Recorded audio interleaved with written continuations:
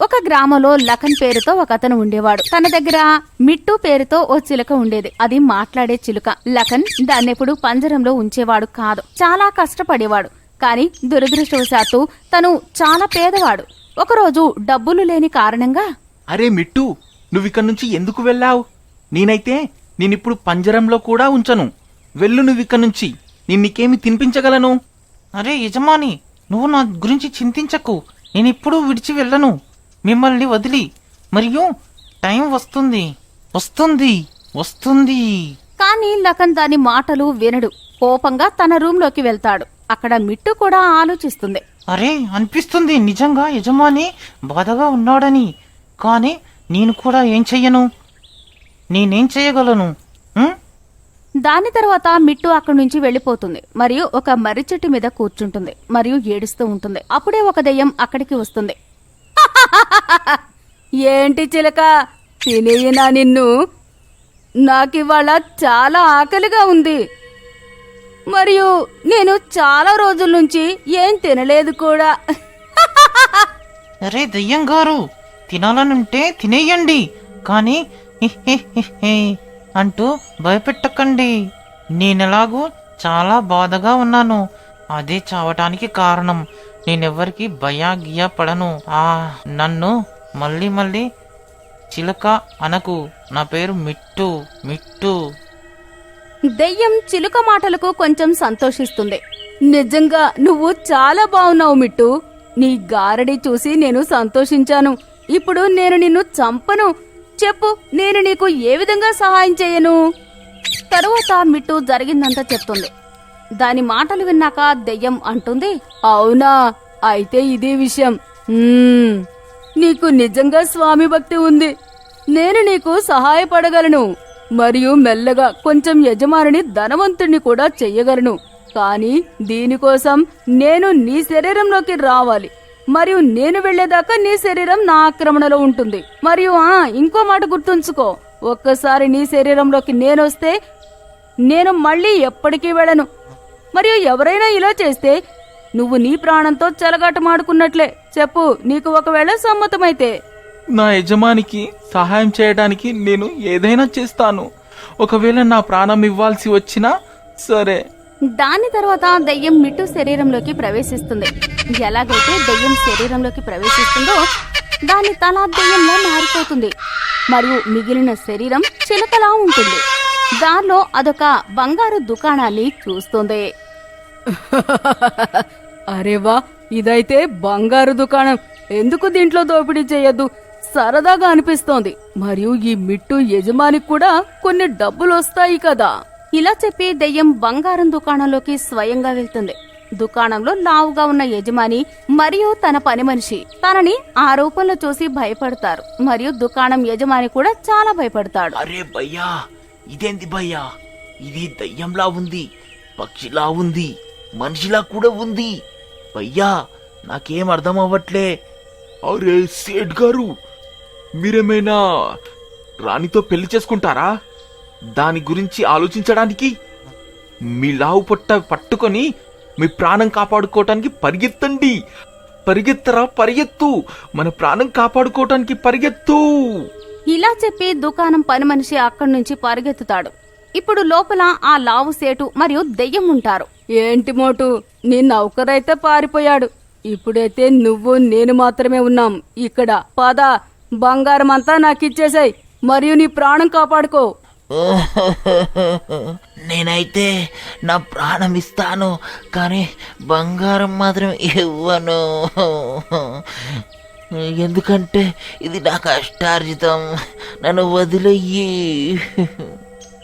కానీ బంగారం విషయం దెయ్యం మీద ఎలాంటి ప్రభావం చూపించదు. మరియు అది కోపగించుకుంటుంది. అనిపిస్తోంది వీడు సులువుగా ఒప్పుకోడని. వీడి ప్రాణమే తీయాలి. ఇలా చెప్పి దెయ్యం ఆ యజమానిని చంపేస్తుంది. వాడి శరీరాన్ని ఎత్తుకొని లఖన్ ఇంటి ముందు పడేస్తుంది. పద, మోటు మరణం వల్ల ఒక్కటైతే జరిగింది. నాకు తినడానికి చాలా మాంసం దొరికింది. మజాగా అనిపిస్తోంది. మరియు బంగారం దుకాణం నుండి తిరిగి వస్తుండగా చాలా ప్రకాశవంతమైన వజ్రహారం తీసుకుని లఖన్ దగ్గరకు వెళ్తుంది. తను దెయ్యం రూపంలో నుంచి మిట్టు రూపంలోకి మారిపోతుంది. ఏరా మిట్టు, ఎక్కడున్నావు నువ్వు? ఎప్పటి నుంచో నిన్ను వెతుకుతున్నాను. ఎక్కడికెళ్ళావు? మిట్టు ఏం చెప్పడు, వజ్రహారాన్ని కిందకు తీసుకుని వస్తుంది. అరే నాయనా, ఈ ఇదైతే వజ్రాల హారం. అరే మిట్టు, ఇది నీ వద్దకెలా వచ్చింది నీకు? ఎక్కడ పడిపోయి దొరికింది? అరే యజమాని, దానితో నీకేం పని? ఇది నాకు దారిలో పడిపోయి దొరికింది. నేను దీన్ని తీసుకున్నాను. చాలా.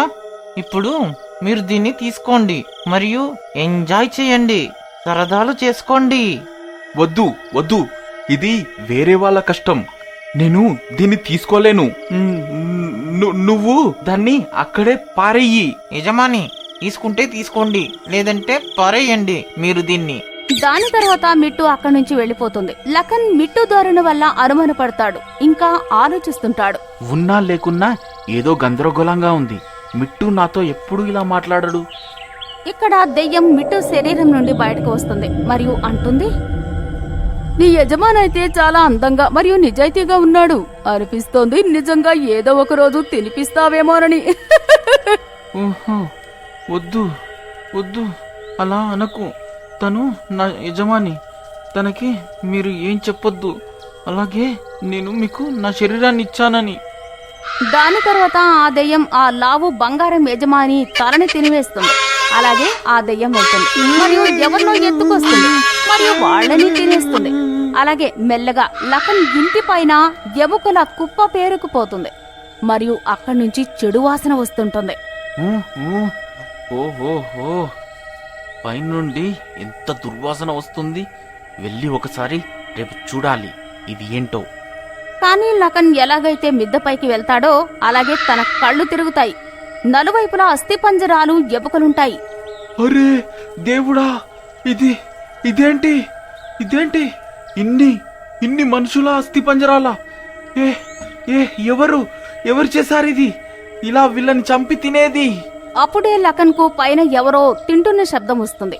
అది విని తను ఆ శబ్దాల వైపుగా వెళ్తాడు. అక్కడ తనకు దెయ్యం కూర్చొని ఉండడం కనిపిస్తుంది. అది ఎవరి శరీరాన్నో తింటూ ఉంటుంది. మిట్టు స్పృహ లేకుండా పడి ఉంటాడు. ఎవరు నువ్వు? మరియు నువ్వు నా మిట్టుకి ఏ గతి పట్టించావు? నేనెవరినో నన్ను చూసి కూడా నీకు తెలియడం లేదా? మరియు నీ మిట్టు నా ఆక్రమణలో ఉంది. మరియు నువ్వు ఎక్కువగా ఇబ్బంది పెట్టావంటే నిన్ను కూడా శరీరంతో చంపేస్తాను. దీని శరీరం నా ఆక్రమణలో ఉంది. మరియు ఒకవేళ నేను దీని శరీరాన్ని వదిలేస్తే ఇది చనిపోతుంది. అందుకే గమ్మున కూర్చొని దోపిడీ చేసిన డబ్బు సరదా చెయ్యి. ఇలా చెప్పి దెయ్యం అక్కడి నుంచి వెళ్లిపోతుంది. లఖన్ ఆలోచనలో పడతాడు. ఇదైతే చాలా పెద్ద సమస్య అయిపోయింది. నేనిప్పుడు నా ప్రాణమైన మిట్టుని ఎలా బ్రతికించను? ఇది తప్ప నాకింకెవ్వరూ లేరు. ఇలా ఆలోచిస్తూ లఖన్ అక్కడి నుంచి బయటకు వస్తాడు. అప్పుడే అతడి మిత్రుడు రహీం కలుస్తాడు. అతనికి మంత్ర తంత్రాలు కూడా తెలుసు. ఓయ్ లఖన్, ఎక్కడికెళ్తున్నావు? నేను ఇంతసేపటి నుంచి పిలుస్తున్నాను, వినపడడం లేదా? ఏమైంది? మిట్టు గురించి ఆలోచిస్తూ లఖన్ ఏడుస్తాడు మరియు రహీంకు లఖన్ పూర్తి విషయం అంతా చెప్తాడు. అరే ఇంతేనా? ఇదైతే చిన్ని సమస్య. రాత్రి నేను చిటికెలో ముగిస్తాను. పద, ఇప్పుడు నేను మీ ఇంటికి వస్తాను. కాని నువ్వు దానితో ఏం చెప్పకు. దాని తర్వాత రహీం అక్కడి నుంచి వెళ్లిపోతాడు మరియు రాత్రికి లఖన్ ఇంటికి చేరుకుంటాడు. తన భుజానికి ఓ సంచి వేలాడుతుంది. ఎక్కడుంది ఆ దయ్యం లఖనన్నయ్యా? అరే, ఆ దయ్యం ఇంటి మీద కూర్చొని ఏదో తింటుంది. వినలేదా నువ్వు? ఎంత శబ్దం వస్తుందో. దాని తర్వాత రహీం లఖన్ పైకి వెళ్తారు. దెయ్యం అక్కడ మిట్టు శరీరం నుండి వేరయి మాంసాన్ని తింటుంది. వాళ్ళిద్దరిని చూసి కోపంగా ఉంటుంది. నేను నా గురించి ఎవ్వరికి చెప్పొద్దని నీకు అన్నానా లేదా? కానీ అర్థమైనట్లు లేదు కదూ. ఇప్పుడు మీరిద్దరూ చనిపోతారు. తోడుగా ఈ మనిషి కూడా భుజానికి సంచి తగిలించుకొచ్చాడు. నేను మీతో కొంచెం మాట్లాడాలనుకుంటున్నా. దయ్యం గారు, నాకు మీతో ప్రేమ కలిగింది. లఖన్ దెయ్యాన్ని మాటల్లోకి దించుతాడు. అప్పుడే రహీం చిటికలో మిట్టు దగ్గరికెళ్తాడు మరియు తన సంచిలో నుంచి ఒక చిలుక బొమ్మని మిట్టు దగ్గర ఉంచుతాడు. అది అచ్చం మిట్టులానే ఉంటుంది. అప్పుడే దెయ్యం వెనక్కి తిరిగి చూస్తుంది. ఇదేం చేశావు నువ్వు?